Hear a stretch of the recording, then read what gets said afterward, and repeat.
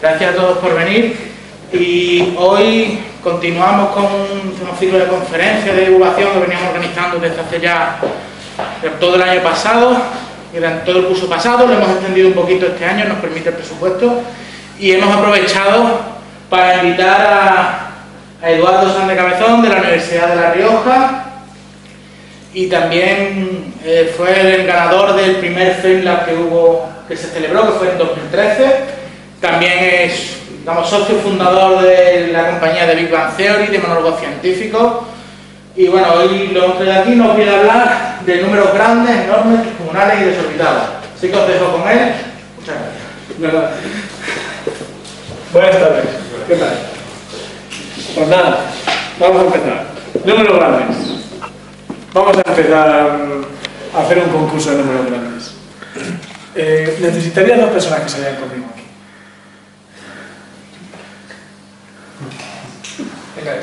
Ahí está uno. Conmigo necesitaría, no es así como una hipótesis que uno dice, ojalá, no, que salgan dos, por favor. Uno, gracias. ¿Cómo es tu nombre? Renato. Renato va a estar acompañado por ti, muy bien, te voy a dar un buen rojo. Es el bueno. Sí. ¿O prefieres otro color? No nos conocemos de nada, ¿verdad? De antes no hay ningún truco aquí. ¿Sabes? Espero que escriba, yo también lo espero. No lo he probado, pero espero que sí. Voy a dividir la pizarra esta, como tenemos una pizarra para los dos, la voy a dividir en dos partes. Y bueno, cada uno mentalmente puede participar también. Bueno, y tenéis 10 segundos para escribir el número más grande que seáis capaces. ¡Ya!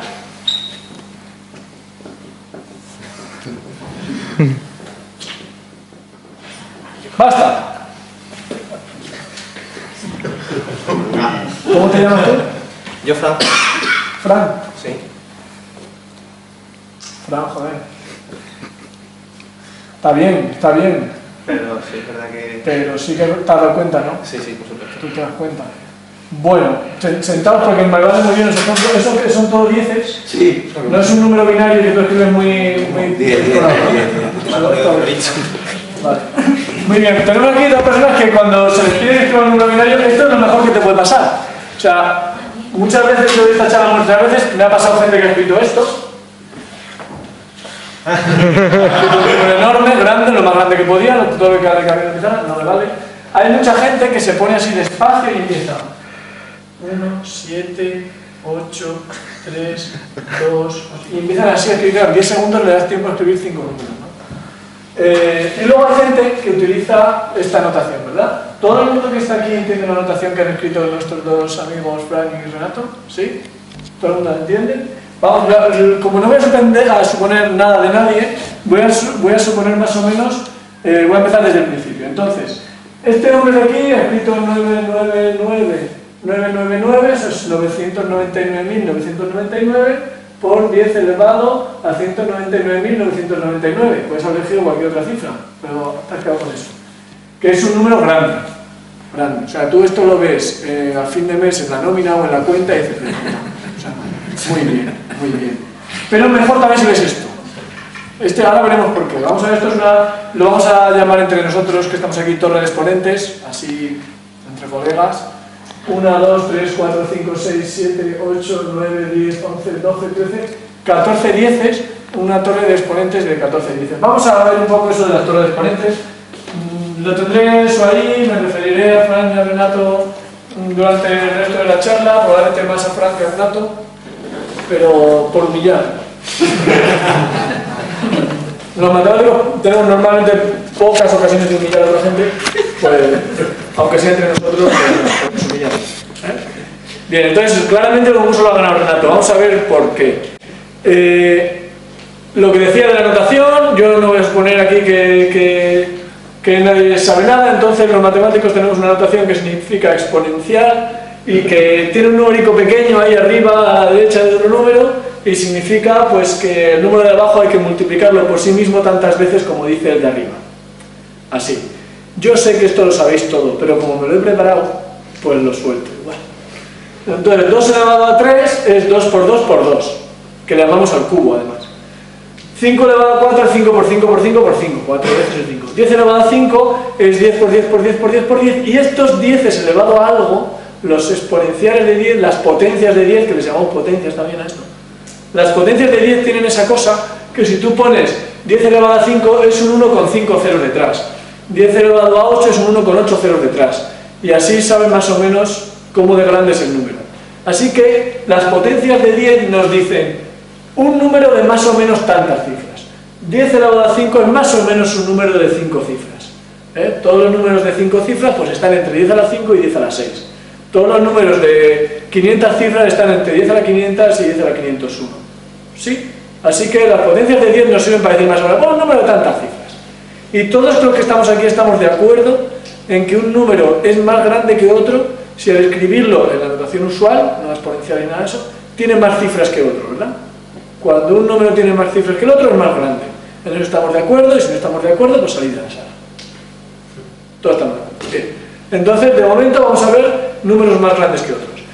A veces nos encontramos con lo que ha puesto aquí Renato, que son torres de exponentes. No nos contestamos con elevar una vez al otro, sino que además lo hacemos de más en más, que tu parábola. Por ejemplo aquí, 9 elevado a 9 elevado a 9. Y aquí hay una duda. Aquí ya hay una duda. Porque dice, ¿qué es esto? ¿Es elevar 9 a 9 y el resultado elevarlo a 9? ¿O bien elevar 9 al resultado de elevar 9 a 9? Y aquí yo sé que vosotros lo sabéis todo, pero por si acaso vamos a hacer una encuesta que suelo hacer. ¿Quién piensa que da igual el orden? Menos mal. ¿Quién piensa que es más grande el de arriba? O sea que primero se eleva de abajo a arriba, digamos. ¿Quién piensa que es más grande el de abajo? ¿Y el resto qué os pasa? No estamos pensándolo. No tenemos ganas de hacer. No tenemos ganas de ser humillados, pero si ser humillados es lo mejor que hay. Por favor. Bueno, el número de arriba tiene 78 dígitos, es decir, es un número de 78 cifras. Es como 10 elevado a 78, más o menos de ese tamaño. El número de... O sea, que si yo lo escribo ahí en la pizarra, pues igual en 10 segundos no me da tiempo, pero a lo mejor en un minuto sí. Yo lo escribo, 78 cifras, y lo puedo escribir entero. El de abajo tiene 369 millones de dígitos, 369 millones de cifras. Es más grande el de abajo que el de arriba.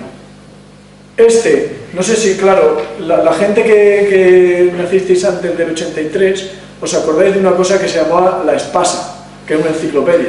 Pues la enciclopedia Espasa, que es como la Wikipedia 0.0, pues más o menos ocupa lo que ocupa ese número. Así escrita ocupa más o menos lo que ocupa ese número. O sea, tú pones esto página por página escrito así y ocupa como cientos de miles de páginas. No me da tiempo a mí a escribirlo en un minuto en la pizarra. Es como, voy a hacer un montón, a veces yo me hago disgregaciones de estas, ¿sabes? O sea, que me voy de digresiones, me voy de... ¿Habéis visto la peli esta de Interestelar? Sí. ¿La habéis visto? Sí. Claro, yo la vi... Final no, porque si no me llamo. Vale, entonces no voy a spoilearos. Luego lo... Qué pena, porque es bueno. Pero no, voy a ser decente con la gente que no la ha visto. Una cosa es humillar y otra cosa es joderse las películas. es un grado de maldad superior y yo todavía no lo tengo. Aunque sean malas. El primer personaje que vamos a tener en esta charla es Arquímedes de Siracus. Arquímedes, majísimo chaval, ahí lo tenéis con su barba, es uno de los primeros hipsters de la historia. Este hombre le debemos muchas cosas. Arquímedes, por ejemplo, el final de Arquímedes, que también es muy jodido, ver cómo acabó. Bueno, curioso por lo menos. Este hombre hizo muchísimas cosas, muchas cosas. Fue uno de los grandes sabios de la antigüedad. O sea, de los sabios favoritos, este es uno de los sabios favoritos. Y este hombre escribió un libro que se llama El contador de arena, o El arenario. Y que resulta que cuenta, se plantea la pregunta: ¿cuántos granos de arena cabrían en el universo si el universo estuviera relleno de granos de arena? que dice, este tío no tenía internet, o sea, no podía ir al cine a ver Interstellar, la vida sexual no tenía, o sea, ¿por qué te preguntas eso tan mal?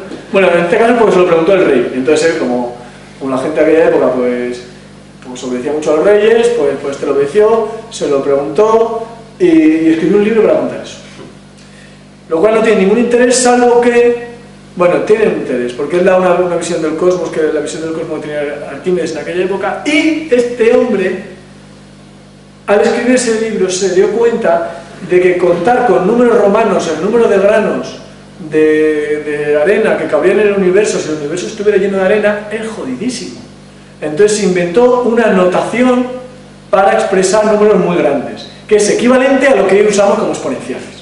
Él no lo escribía con un numerito pequeñito de al lado, pero salvo eso, él escribió los exponenciales y expuso las leyes, cómo funcionan los exponenciales hoy en día. Así que a Arquímedes le debemos lo de los exponenciales. Con los exponenciales se consiguen números muy grandes, pero a no ser que os haya interesado este tema desde pequeños, yo creo que hoy vais a ver números más grandes que los que habéis visto en toda vuestra vida. Y más grandes de los que imaginabais que existían. Y desde luego no estoy hablando de exponenciales. Los exponenciales ya se lo imagináis. Mira, Renato ha escrito ahí un número inmenso. Es un número enorme. Eso es grandísimo. Vamos a ver números más grandes. En la transparencia 6 o 7 está jodido ya, Renato.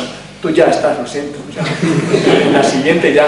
Pero bueno, no pasa nada. Va muy bien. Pero está bien que nos imaginemos un poquito cómo son los números grandes. Vamos a coger un número que no es muy grande, pero ya usa exponenciales, ¿no? No te preocupes, hay muchos sitios en los que yo voy y la gente ya, antes de Arquímedes, ya está fuera. O sea, ya... De momento no ha salido ningún número más grande que el tuyo. Pero sí, así. 9 elevado a 9 elevado a 9. Lo siento. Bueno, a lo que iba. Vamos a imaginarnos un número exponencial. Por ejemplo, 10 elevado a 12, un billón, con B. Nosotros usamos un billón, es un millón de millones, ¿verdad? Ahí los americanos y eso dicen 100.000 millones. Bueno, nosotros decimos un billón de los de verdad, de los buenos, es 1 millón de millones. Vamos a imaginarnos eso. Imaginaos que os tenéis que gastar 1 millón de euros mañana. No está mal, no está mal. ¿Sabríais hacerlo? ¿Sabríais gastaros mañana en las 24 horas que tiene el día 1 millón de euros? No. Sí. En este país, sí, aquí mismo. O sea, mañana salgo a la calle, tengo 1 millón de euros. Tío, imagínate un programa de televisión. Tienes 1 millón de euros, tienes 24 horas para gastártelos. Sí, soy capaz. Seríamos capaces, yo creo que mucha gente sería capaz, hay otra gente que no, porque hay gente honrada, porque yo no me sé gastar 1 millón de euros, joder, en un día, eso no es honrado. Muy bien, muy bien. No sabes poner número grande, pero es honrado. Pues hay mucha gente que no sabe gastarse 1 millón, pero mucha gente sí. Pero no es fácil, ¿eh? Se lo digo yo por experiencia, no es fácil. Luego, imaginaos que te tienes que gastar otro al día siguiente, aunque sea sábado. Te tienes que gastar otro 1 millón de euros. El domingo otro 1 millón de euros, nuevecito. Otro el lunes. ¿Todo el mundo se ve capaz? 1 millón de euros diario. Gestionar el patrimonio, hay gente que se dedica a gestionar su propio patrimonio, ¿eh? Es jodido, o sea, es un trabajo. Yo creo que tendría que dejar mi trabajo para gastarme 1 millón de euros diario. Yo creo que tendría que dejar. Bueno, pues imaginaos que tenéis que gastaros 1 millón de euros diariamente todos los días de la semana durante todos los días del año. Todo el año. Todo un año gastándoos 1 millón de euros diariamente, ¿os lo imagináis? Lunes, martes, miércoles, jueves, viernes, la semana que viene, el 13 de marzo, 14, 15, 1 millón de euros cada año. Bueno, pues si hubierais empezado a gastaros 1 millón de euros diarios cada día de la semana, del mes, del año, el día que nació Jesucristo, todavía no habríais llegado a gastar 1 billón de euros. Porque necesitáis 1 millón de días. Y desde el año 0 de nuestra época todavía no ha pasado 1 millón de días. Llevamos 700 y pico mil. Así que 1 billón, imaginaos todos los días, de todo el Imperio Romano ahí, todo el Renacimiento, la Edad Media, y tú con tu 1 millón de euros todos los días a gastártelo. Todos los días. No habríamos llegado a 1 billón. O sea que es grande, es un número grande. Imaginaoslo en monedas. Un montón, es muy grande. 10 elevado a 12 es un número grande de euros. Podéis hacer idea de cuando hablan de la deuda española y todo eso. No se hace idea. Bueno, pues Arquímedes inventó los exponenciales y no fue bien. Vamos a ver ejemplos de exponenciales. Por ejemplo, 10 elevado a 23 se calcula que es el número de estrellas que hay en el universo observable. Yo no las he contado, pero yo me fío de la gente, físicos y tal, que me dicen eso. 10 elevado a 23, o sea, un 1 con 23 ceros detrás. Mucho más pequeño que el número que ha escrito Fran, mucho más pequeño. 10 elevado a 85 dicen que es más o menos, calculan, que tampoco los han contado creo yo, el número de átomos que hay en el universo observable. En torno a 10 a 85, hay quien dice 10 a 83, yo he cogido el grande, porque las matemáticas me gustan las cosas grandes. Pues tira. Antes cuando he puesto que cuál de los dos números de 9 elevado a 9 elevado a 9 es el más grande, el de abajo, pues cuando pongamos una torre de exponente nos quedamos con el grande, porque es lo que nos gusta, lo grande. Pues 10 elevado a 85. Pero claro, dices, 10 elevado a 85, el número de átomos del universo, observable. ¿Para qué queremos números más grandes que eso? Vamos a contar algo más grande que eso. Si además no nos da tiempo. Bueno, pues hay una teoría, la teoría de los multiversos, de unos físicos que tenían más o menos tanta vida sexual como Arquímedes, que se han dedicado unos tíos a contar cuántos son los multiversos posibles, a estimar ese número. Y han llegado a la conclusión, pues, de qué es eso. 10 elevado a 10 elevado a un montón. Ahí hay como 8 ceros, a 7 ceros, ¿no? A 10 millones. 10 elevado a 10 elevado a 10 millones. Eso es más grande que tu número. Ya, este sí. Bueno, ¿hay números más grandes que eso? ¿Y alguien se ha planteado números más grandes que eso? Sí. Si no habéis leído a Borges, os lo recomiendo. Borges tiene un libro que se llama La Biblioteca de Babel. Y en la Biblioteca de Babel hay un montón de libros. Son todos los posibles libros que se pueden escribir con un determinado número de caracteres y de páginas. Y hay alguien, os lo juro, que se ha dedicado a contar de cuántas maneras posibles se pueden colocar los libros de la Biblioteca de Babel. Y es eso de él. Pues alguien se ha dedicado a eso, a contar eso. Hay que os diga, hay gente que ve a Adán y Eva. Pues este no, este se dedicaba a eso. A ver, a contar esas cosas. Pero sí, aparte de multiversos, de la literatura, así en el mundo real, digamos, ¿para qué queremos números más grandes de 10 a 85? ¿Podemos contar cosas más numerosas que el número de átomos del universo? ¿Quién reconoce esta foto? Garry Kasparov. ¿Es Kasparov y el otro? Karpov no, podría haber sido porque Garry Kasparov y Karpov estaban todo el día ahí a la greña, eran dos campeones del mundo de ajedrez que estaban todo el día uno contra el otro, mientras que Indurain estaba contra Rominger.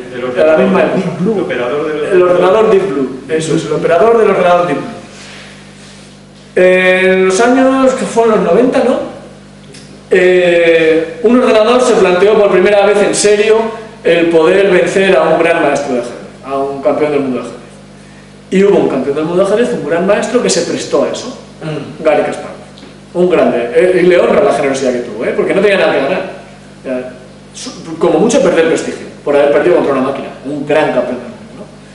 Bueno, pues él se jugó contra Deep Blue, y la primera partida quedó en tablas, y en la segunda ganó Deep Blue. Y Kasparov se mosqueó mucho, sale enfadadísimo, él ganó y sale enfadadísimo, se enfadó mucho.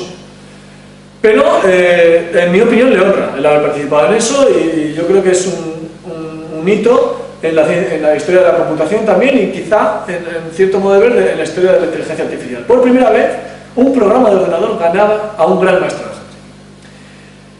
La complejidad del ajedrez, del juego del ajedrez, podemos medirla por lo que se llama el árbol de jugadas, o de posibilidades de jugadas que hay. Y es del orden de 10 elevado a 150.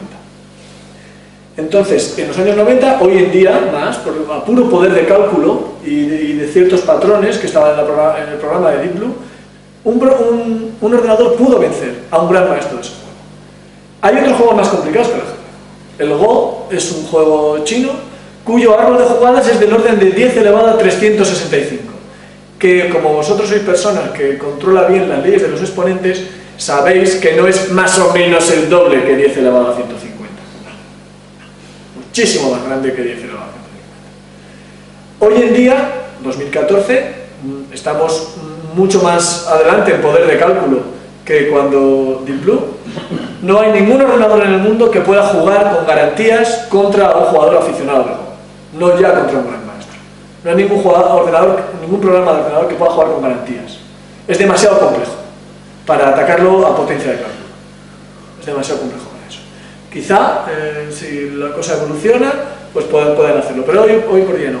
Hoy por hoy no. Así que, digamos que hay un cierto exponencial, o vamos a dejarlo en 110 a la 150, que de alguna forma mide dónde está la barrera entre esa pelea entre potencia de cálculo e inteligencia, ¿no? Pura potencia de cálculo e inteligencia. No digo que la inteligencia artificial sea solo jugar al ajedrez, no vamos a engañarnos en eso. Pero ahí está, una cierta barrera. Vamos a jugar a que es una pista de que los números grandes están para medir los límites de los ordenadores.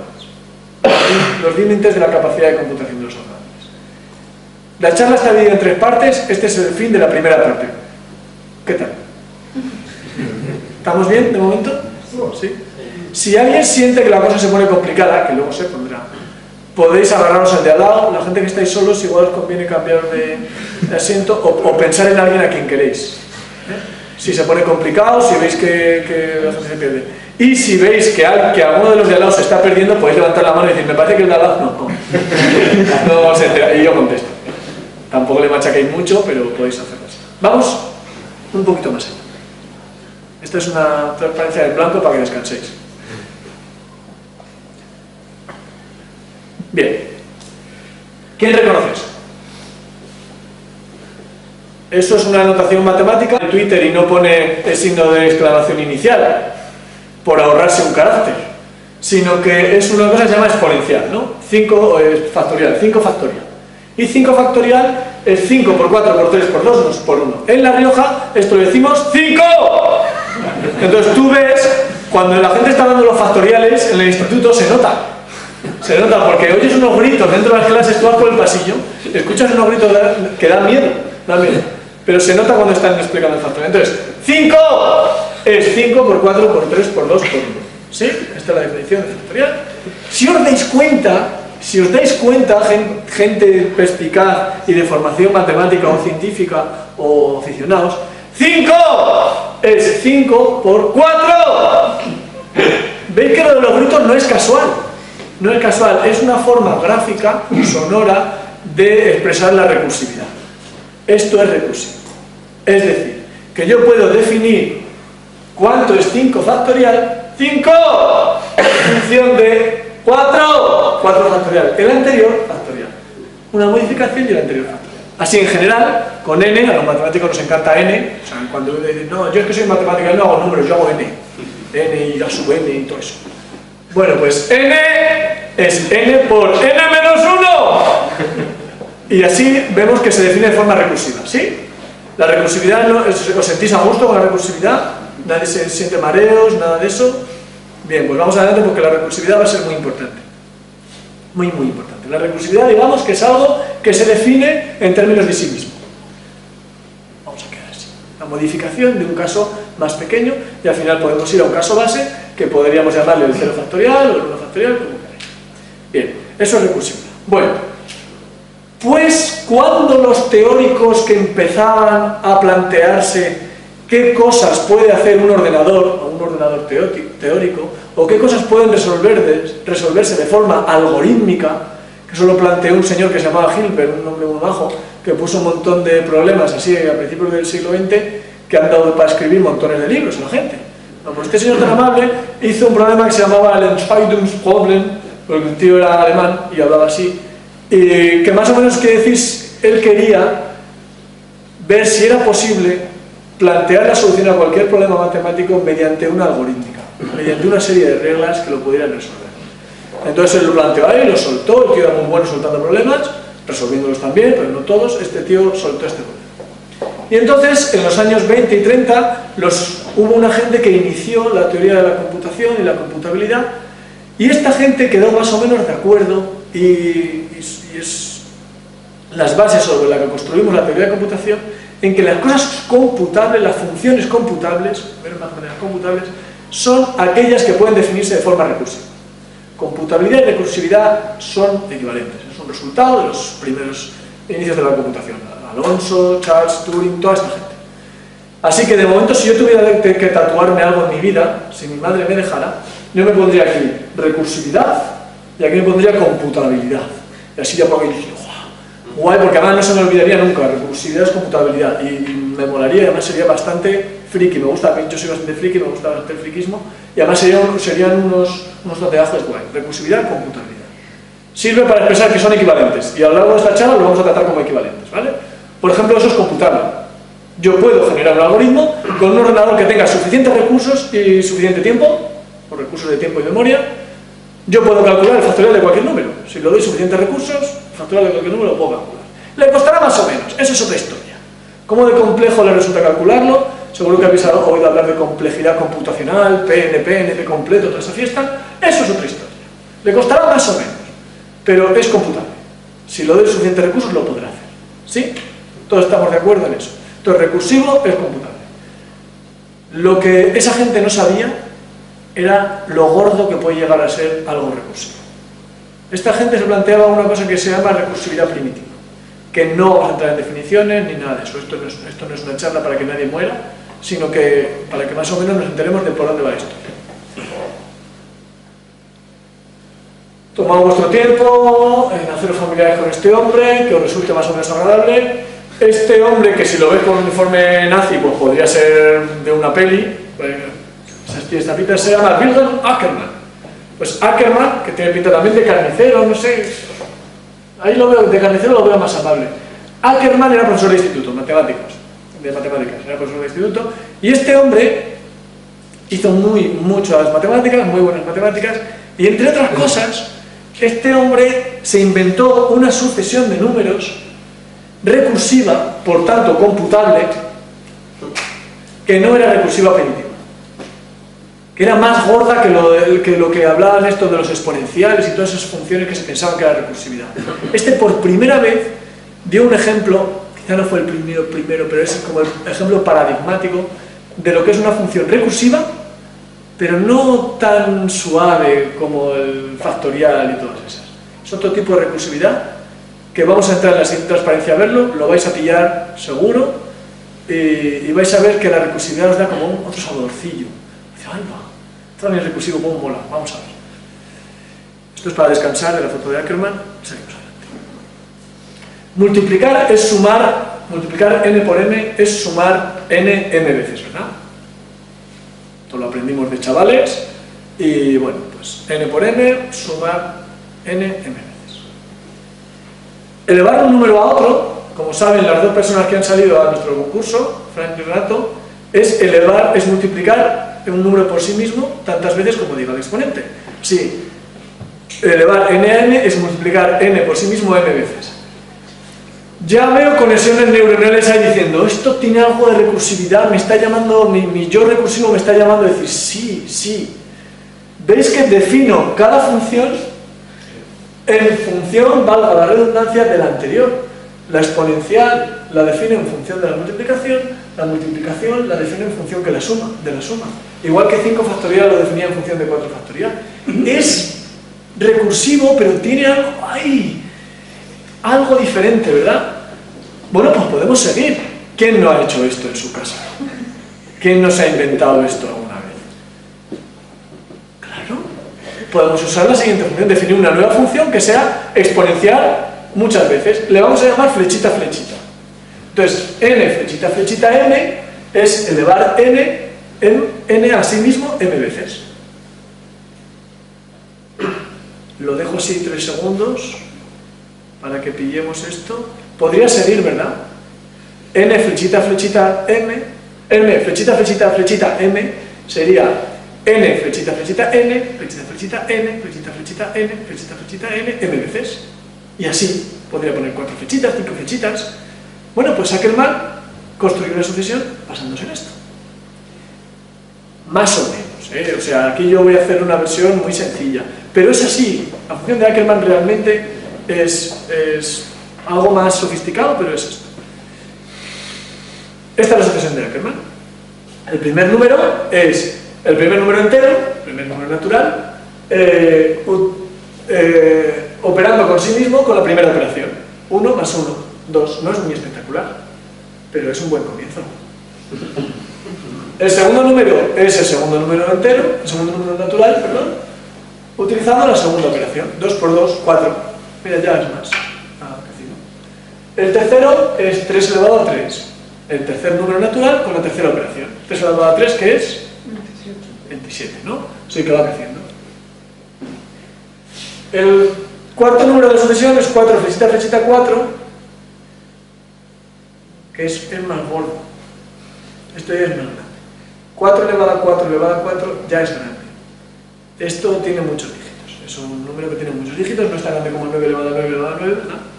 Pero bueno, sí, porque es 4 a la 4 a la 4, 4 a la 4 a la 4 a la 4.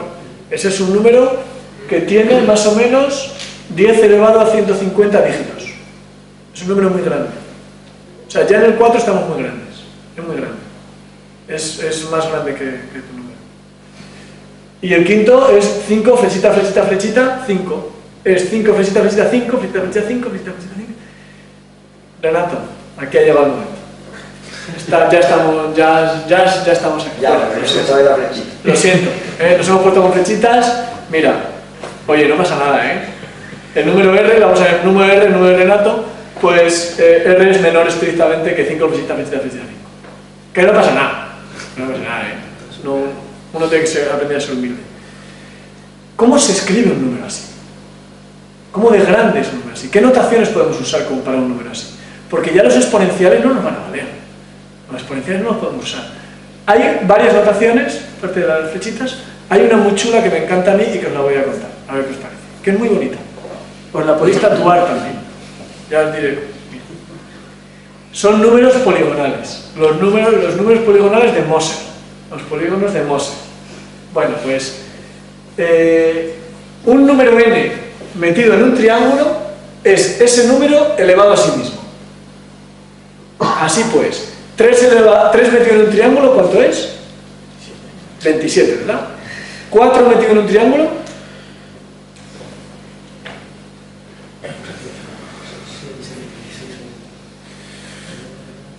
¿256? ¿Sí?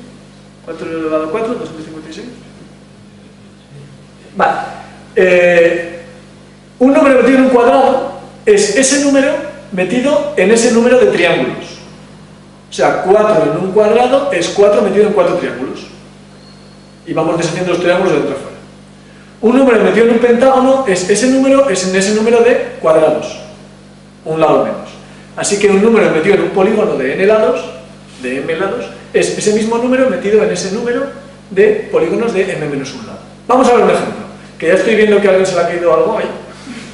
He visto gente dándose la mano. No, vamos a ver. Vamos a ver un ejemplo, con un ejemplo lo vamos a ver. Aquí va a venir cuando os dais cuenta de qué quiero decir con números grandes. Aquí es cuando normalmente hay alguien en la charla que hace. Vamos a ver. 4 metido en un cuadrado. Vamos a ver. 4, vamos a ver. Esto me lo dejé cuando puse la transparencia así, pero luego me ha gustado. Porque digo, vamos a ver cómo llegamos de aquí a aquí. 4 metido en un cuadrado es 4 metido en 4 triángulos. Hasta ahora no hemos hecho nada más que cambiar la notación y aplicar la definición. Vamos a deshacer el primer triángulo. Hemos quedado en que eso era 256, ¿verdad? Así que como voy de dentro a fuera, esto es igual a 256 metido en 3 triángulos.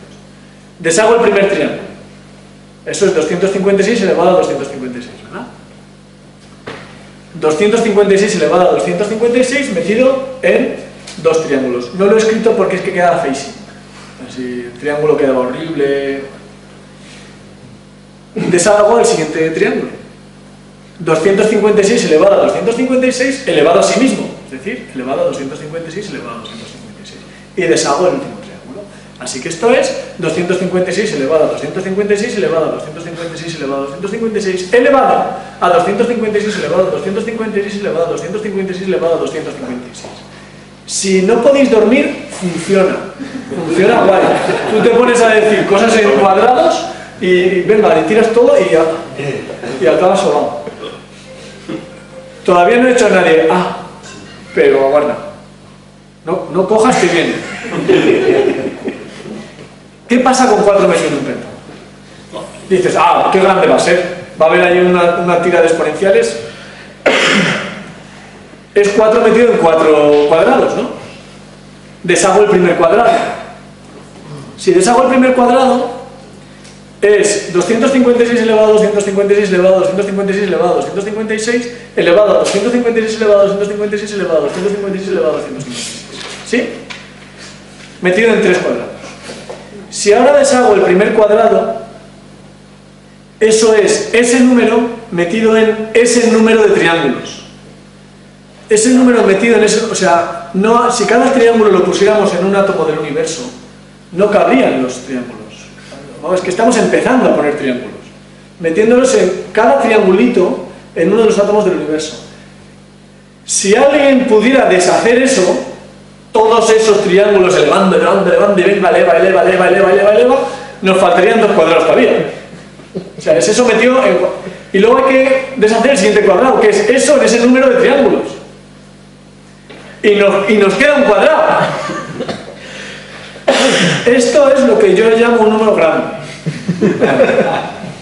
O sea, hemos ido con números grandes, enormes. Estos serían descomunales, nos faltan los desorbitados. Esto es un número muy grande.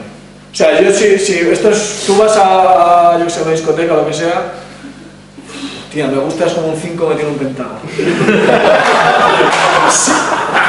Si no te deja de hablar en los 3 primeros segundos, sigue, que eso merece la pena. Ahí hay tema. Yo me lo tatuaría en algún sitio en el que me quepa, un 5 metido en un pentágono, y que la gente me pregunte. Es un número muy grande. Es una forma de expresar recursividad no primitiva. Ya veis que es recursividad, pero es que claro, llega un momento que eso explota enseguida, y dices, ¡ay, no! Eso explota enseguida. Muy bien. Este es el fin del segundo capítulo, ¿qué tal? Aquí supongo que ya hay gente que ha visto números más grandes de los que había visto nunca. Incluso más grandes de los que había imaginado nunca. A no ser que os dediquéis a cosas de estas, yo en toda la carrera de matemáticas yo no había visto nada de esto. Había oído hablar de la función de Ackermann una vez un señor en un bar, pero no es nada más. O sea, jamás me interesó realmente la función de Ackermann. Y luego vi la foto y digo, por favor. Pero luego te metes y dices, joder, es bonito, ¿a qué es bonito? Hay gente que no le gustan estas cosas, pues a mí me gustan. Bueno, este es Alan Turing. Y a mí siempre que llega a este punto en la charla me gusta parar un segundo y hacer un pequeñito homenaje a Alan Turing, porque yo creo que fue una persona muy injustamente tratada y que nunca se empleará el suficiente tiempo en rehabilitarle y en concederle los homenajes que se merece. Alan Turing fue uno de los mayores genios del principio del siglo. Fue una de las cabezas más brillantes del principio del siglo. Él resolvió el Einstein problem, el problema que planteó Hilbert. Lo resolvió de forma independiente y paralela al gran Gödel, que con el teorema de incompletitud, que seguro que habéis oído hablar de él, pues él dio un resultado equivalente al de Gödel. Él lo probó, uno de los grandes logros de la humanidad, que nos puso en nuestro sitio. Dijo, mira, nenes, las matemáticas tienen límites. También tienen límites. La lógica también tiene límites. Mira Hilbert, eso acabó con el sueño de Hilbert, ¿no? De tener una matemática sin límites, que todo podía ser matematizable, que todo podía ser sometido a una lógica. Fue un gran hito en la humanidad, un gran hito. No un gran hito, sino hay una H, un gran hito en la humanidad. Este hombre además no solamente hizo grandes avances teóricos, también hizo grandes avances prácticos. En teoría de la computación, probablemente la teoría de la computación no sería lo que es hoy si no fuera por Turing, o por lo menos no habría sido desarrollada tan rápidamente si no hubiera sido por Turing, por otros, por supuesto. Pero Turing realmente dio unas bases matemáticas y lógicas muy sólidas a la teoría de la computación. Y también en la parte práctica se dedicó a la criptografía, se dedicó a construir maquinitas, él construía maquinitas. Fue un genio, fue realmente un genio. Él salvó miles, probablemente millones de vidas. Aquí he de decir que ¿por qué? Hablo antes de eso. ¿Por qué? Pues porque en la Segunda Guerra Mundial él trabajó en Bletchley Park, donde estaba encargado, junto con otras personas, de descodificar los códigos secretos del ejército nazi, en concreto los que las máquinas Enigma colocaban, generaban para la posición de los submarinos, con los que mantenían submarinos y barcos, con los que mantenían el bloqueo a Inglaterra por parte de Estados Unidos. Entonces, estos descifraron aquello. Descubrieron dónde colocaban el ejército nazi su bloqueo lo pudieron saltar y la guerra mundial se acortó, la Segunda Guerra Mundial se acortó, probablemente en unos meses, pero en esos meses ¿cuánta gente podría haber muerto más? Él salvó millones de vidas.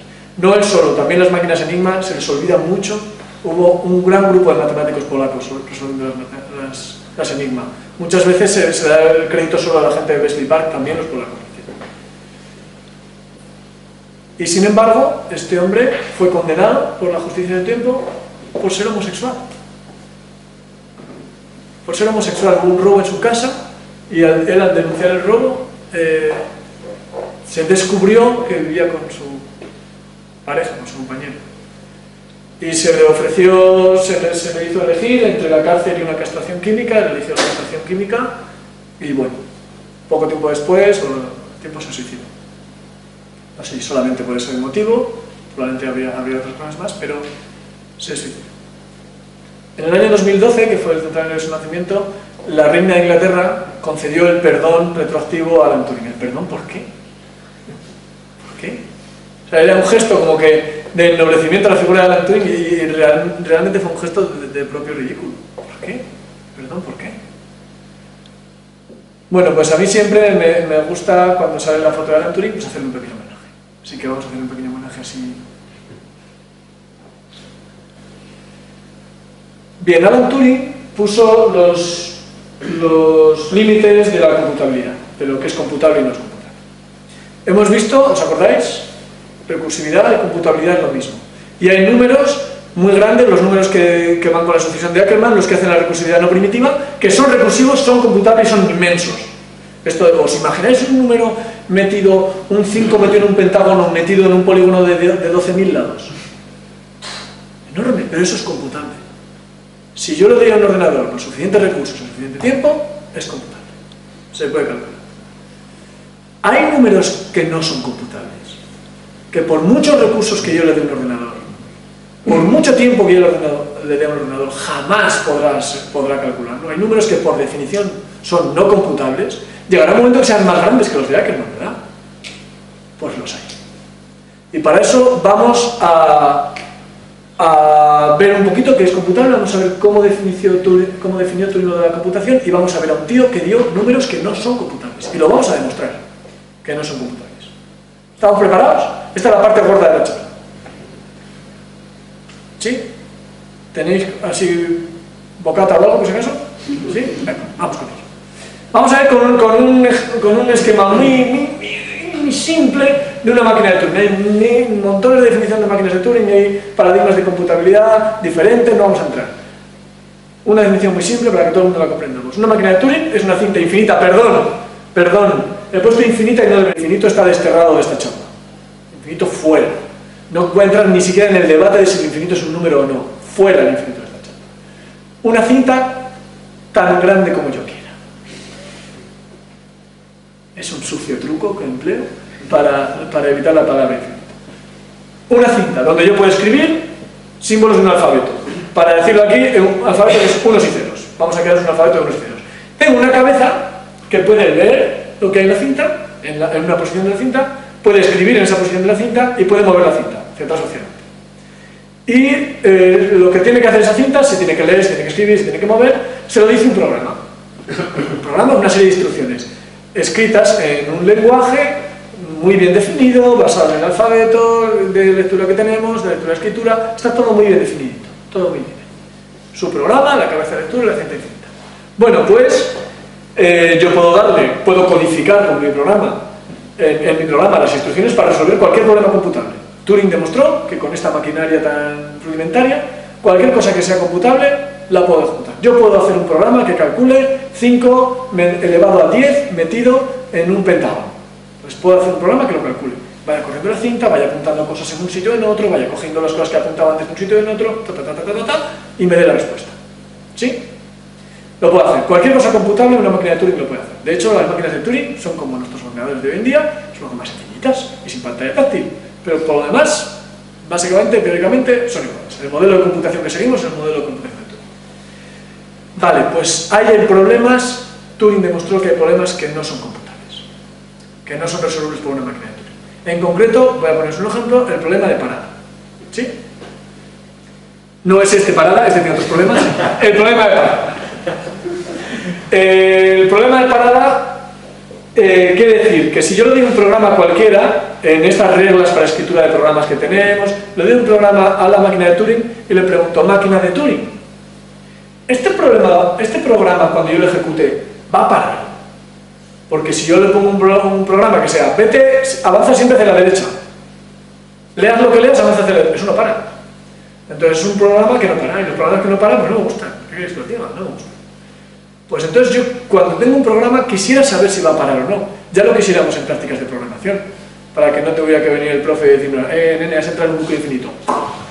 Pues ya quisiera yo saberlo. Entonces, la máquina de Turing, ojalá tuviera yo un programa de Turing que cogiera como entrada un programa cualquiera y dijera, ¿este va a parar o no? Esa es la respuesta. Eso no es resoluble, no es computable. Turing lo demostró. Yo no os voy a dar la demostración aquí, os tenéis que fiar de mí y de Turing. Fiaos más de Turing que de mí, pero si alguien no se fía puede leer el artículo donde Turing demuestra que el problema de parada no es computable.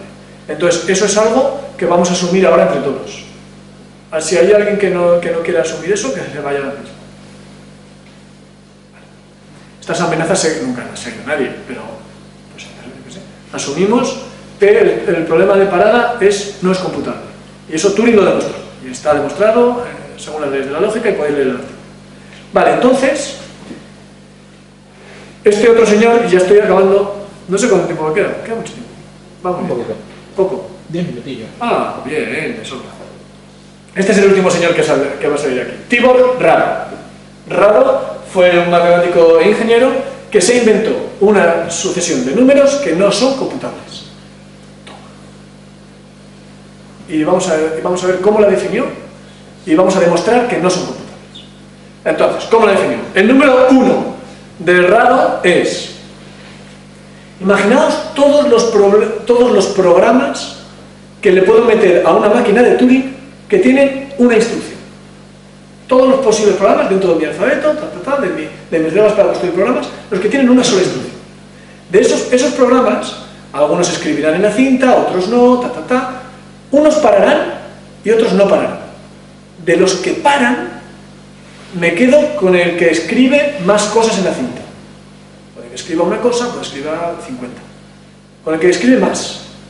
Y ese número, la cantidad de cosas que escribe ese es el primer número de Rado.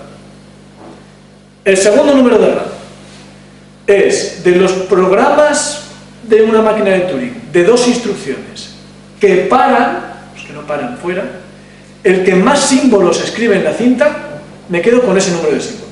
Y ese es el segundo número de Rado. Tercer número de Rado. De todos los programas de Turing que tienen 3 instrucciones, de los que paran, los que no paran fuera, el que escribe más símbolos en la cinta, ese número de símbolos, ese es el tercer número de Rado.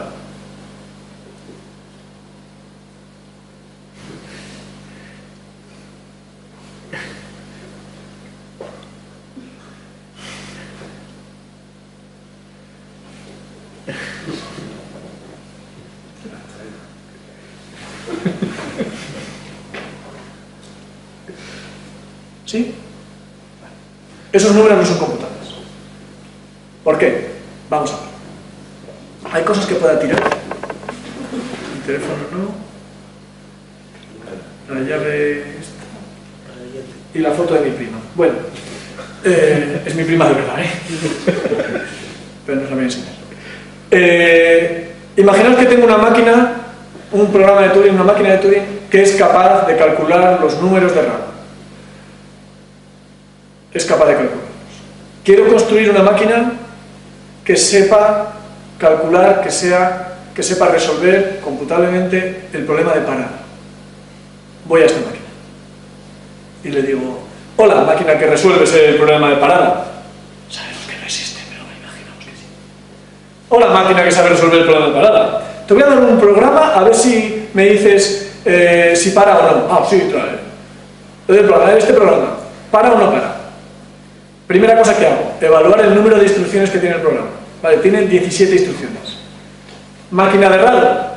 El programa que tiene... ¿Cuál es el número de Rado 17? X. Vale, entonces empiezo a correr el programa, observo la cinta Si la cinta pasa de X, no para. Este programa no va a parar. ¿Por qué no va a parar?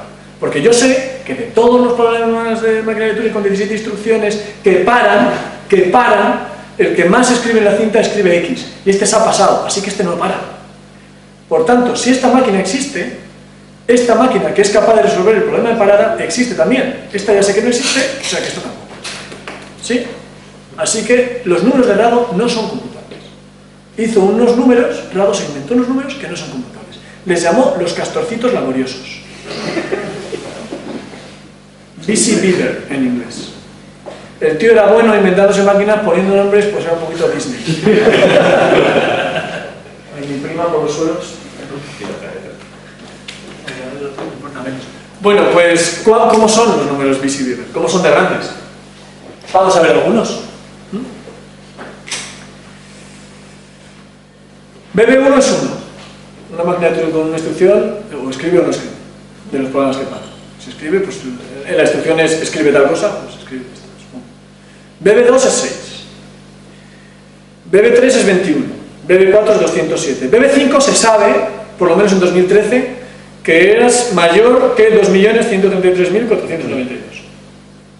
BB6 se sabe que es mayor que 10 elevado a 36 millones.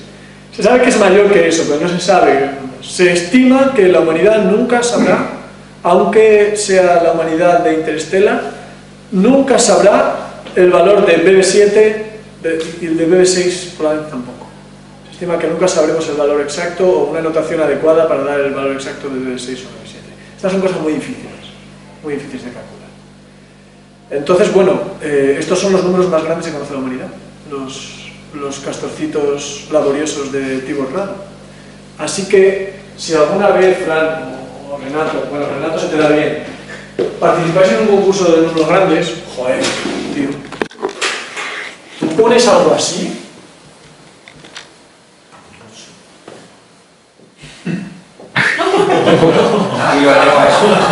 y lo elevas, venga, PB9 metido en un cuadrado, toma, yo qué sé, por ganas seguro.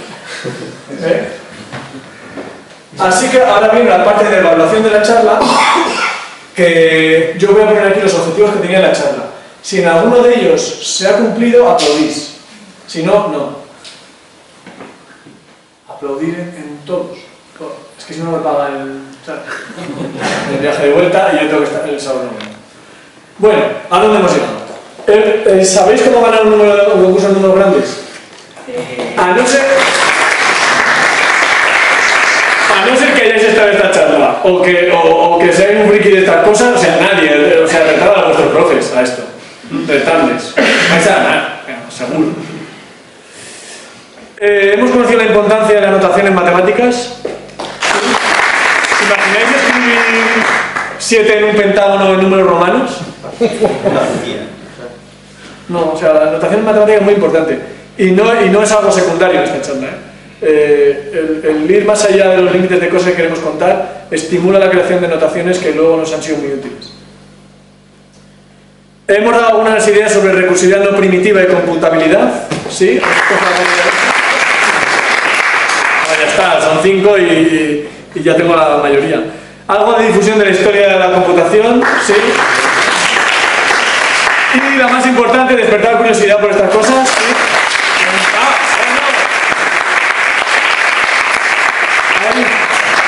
Menos mal que si no vuelvo a Logroño. Ay, qué bien. Que se cumpleaños de mi flóculo. Bueno. Preguntas.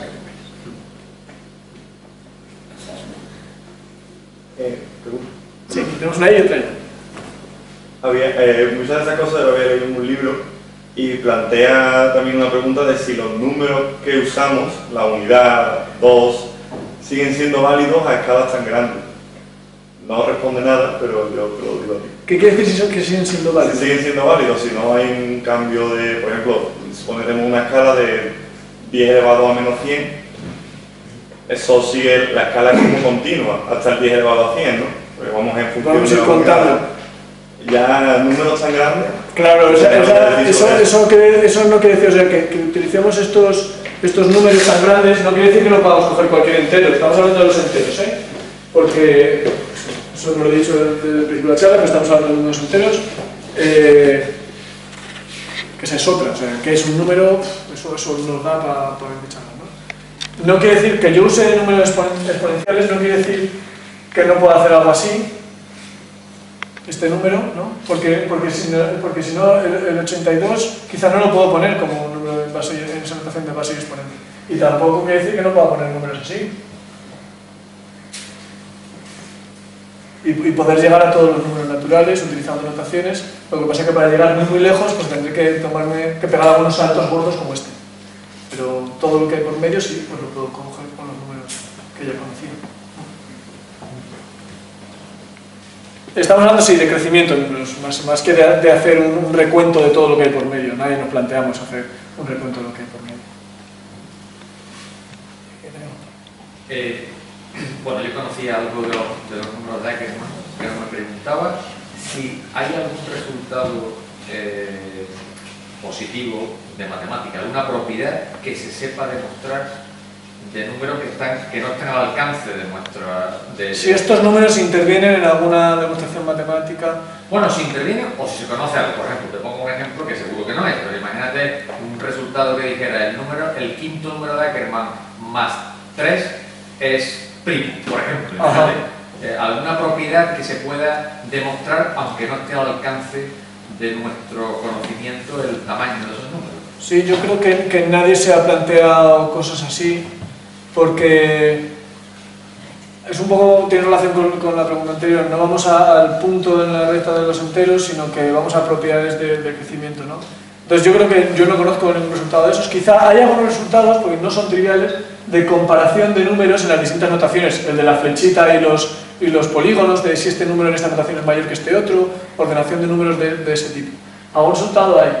En demostraciones matemáticas intervienen los números de Ackermann en demostraciones de complejidad computacional. Este programa crece de forma que crece más rápido que la sucesión de Ackermann. O al revés, normalmente suele ser al revés. Este programa va tan despacio que crece menos que 1 partido por la sucesión de Ackermann. O sea, que es que crece muy despacito, es un programa muy eficaz. De eso sí que hay en demostraciones. Y luego hay una demostración en el libro Guinness de los récords, está el libro Guinness de los récords es una chorrada de un templo, pero hay un número que se conoce como el número más grande que interviene en una demostración matemática, o un problema matemática, es el número de Graham. El número de Graham, aquí puesto, es más grande que este, ¿no? Pero que 5 metido en un pentado, es un número bastante grande. En la notación de flechitas interviene hasta la flechita 64. O sea, es un número grande. Es un número que es una cota superior en un problema de teoría de Ramsey. Teoría de Ramsey es una rama combinatoria que explica si algunas configuraciones dentro de conjuntos son posibles o no, o dar cotas para eso. Entonces hay un problema en teoría de Ramsey que dan una cota superior, que es el número de Graham. ¿Cuántos vértices se necesitan en un grafo para que verifique esta propiedad? Pues como mucho el número de Graham. Quizá menos. La cota inferior es 6. Y se cree que la solución es 12. Se cree la solución. Creo que pasaron hace poco a una cota inferior de 7. Ese es el número más grande que interviene en una demostración matemática, digamos, de matemáticas profesionales. Qué curioso.